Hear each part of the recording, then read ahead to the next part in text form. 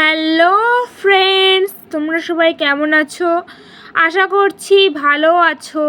তো আমিও খুবই ভালো আছি। তো কথা দিয়েছিলাম নেক্সট পার্ট নিয়ে আসবো, তো পার্ট 2 নিয়ে চলে এসেছি। তো তোমরা দেখেছিলে যে আমি স্নান করে এসেছিলাম, তো স্নান করে একদম রেডি হয়ে ক্যামেরা অন করলাম। তো একদম এখানে রেডি হয়ে গেছি। তো আমাকে কেমন লাগছে সবাই কমেন্টে বলো।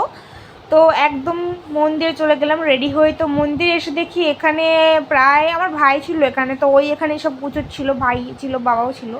তো ওখানে গোছান করতে গিয়ে আমি একটু দেখলাম রান্নার দিকে কি হচ্ছে। তো এখানে এসে দেখি কি হচ্ছিল ওটা, ডাল সিদ্ধ করছিল। ওখানে ডাল হচ্ছে যে খিচুড়ি ভোগ হবে, সেখানে এখানে ঝট করে সবাই কাটাকুটি সবাই সহযোগিতা করে একসঙ্গে করছে।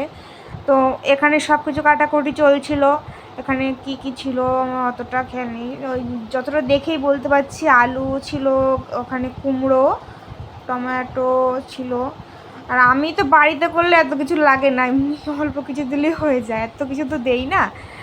তো যাই হোক, এদিকে খিচুড়ি ভোগটা কমপ্লিট হোক। তো এদিকে আমি একটু দেখিয়ে দিলাম কোথায় রান্নাটা হচ্ছে। তো এটা হচ্ছে একটা হাটচারি, এখানটায় প্রতি শনিবার বুধবার করে আমাদের এখানে বাজার বসে, সেখানেই রান্না হচ্ছিল।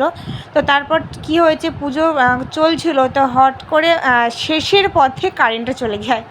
তো কারেন্টটা চলে যায়, তো কারেন্টটা আসার অপেক্ষা করছিলাম এখানে। তো এখানে কখন কারেন্টটা আসবে, কিন্তু দেখো এখানে মোমবাতি জ্বলছিল আর ঠাকুরটাকে দেখতে কত সুন্দর লাগছিল না। তো সেটাই তোমাদেরকে একটু শেয়ার করলাম। তো ওদিকে কারেন্ট চলে গেছে। তো কারেন্টটা আসার পর এখানে হোম শুরু হয়ে যাচ্ছে। তো ওদিকে হোম ছিল, আর তোমরা ভাবছো যে আমি পিছনে কেন বসে আছি, কারণ বাবাকে এখানটা হেল্প করার জন্য। দেখতেই পেলে এখানে দিলাম। তো এখানে মাঝে মধ্যে কিছু জিনিসপত্র ওখান থেকে উঠে নিতে পারবে না, যেহেতু ওখানে হোম চলছে। তো এদিক থেকে একটু বাবাকে হেল্প করছিলাম। তো এদিকে হোম চলতে পুরো সন্ধে হয়ে গেছে, তোমার 6টা 6:30 বেজে গিয়েছিলো।